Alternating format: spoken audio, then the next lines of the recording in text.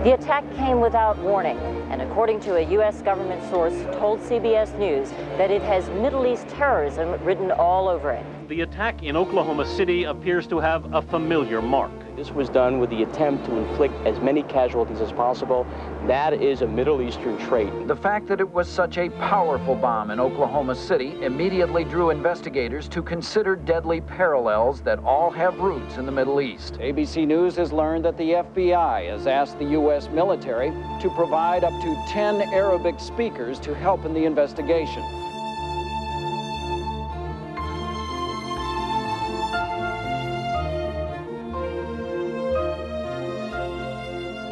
Orientalism tries to answer the question of why, when we think of the Middle East, for example, we have a preconceived notion of what kind of people live there, what they believe, how they act, even though we may never have been there or indeed even met anyone from there. More generally, Orientalism asks, how do we come to understand people, strangers, who look different to us by virtue of the color of their skin? The central argument of Orientalism is that the way we acquire this knowledge is not innocent or objective, but the end result of a process that reflects certain interests. That is, it is highly motivated. Specifically, Said argues that the way the West, Europe and the US, looks at the countries and peoples of the Middle East is through a lens that distorts the actual reality of those places and those people. He calls this lens through which we view that part of the world Orientalism, a framework that we use to understand the unfamiliar and the strange, to make the peoples of the Middle East appear different and threatening. At the heart of how this new American Orientalism operates is the threatening and demonized figure of the Islamic terrorist that is emphasized by journalists and Hollywood. The so-called independent media in a liberal society like this, in effect, are so lazy and are controlled by interests that are commercial and political at the same time, that there is no investigative reporting. It's just basically repeating the line of the government. Only 8 days ago, I concluded a broadcast on the World Trade Center bombing by telling you what senior U.S. law enforcement officials were telling us, that the threat of Muslim extremists operating within the United States is an ongoing danger, something we'll have to live with from now on. And repeating the lines of the people who have the most influence, for whom Islam is a useful foreign demon to turn attention away from the inequities and problems in our own society.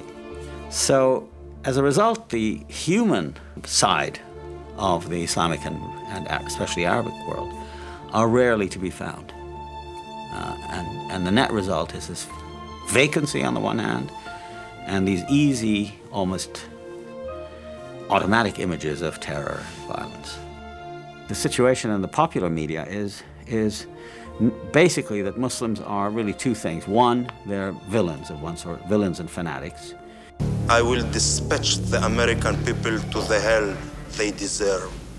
And B, many films end up with huge numbers of bodies, Muslim bodies, strewn all over the place, the result of Arnold Schwarzenegger or Demi Moore, Chuck Norris.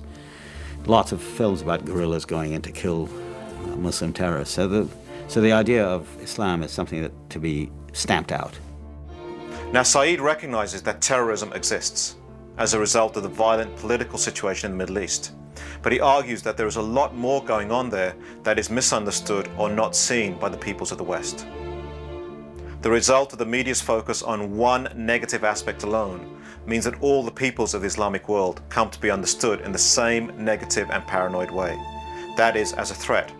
So that when we think of people who look like that and who come from that part of the world, we think fanatic, extreme, violent. Said argues that understanding a vast and complex region like the Middle East in this narrow way takes away from the humanity and diversity of millions of ordinary people living decent and humane lives there. It's easy to attract attention, and certainly the media's attention, for some of the political reasons that are obvious. I mean, to discredit the Arabs, to make them seem like a threat to the West, to keep the idea around at the end of the Cold War that, you know, there are foreign devils. Otherwise, what are we doing with this gigantic military? And the result is It's very hard to find works that are sympathetic to the Arabs and Islam. Islam is seen as the enemy of Christianity, and the United States sees itself as a Christian or Judeo-Christian country in affiliation with Israel, and that Islam is the great enemy, the competitor. There's a history of that. The challenge now is the challenge. I wouldn't call it anything other than coexistence. How does one coexist with people whose religions are different, whose traditions and languages are different, but who form part of the same community or polity in the national sense? How do we accept difference without violence and hostility? And it's that attitude, I think, that we need.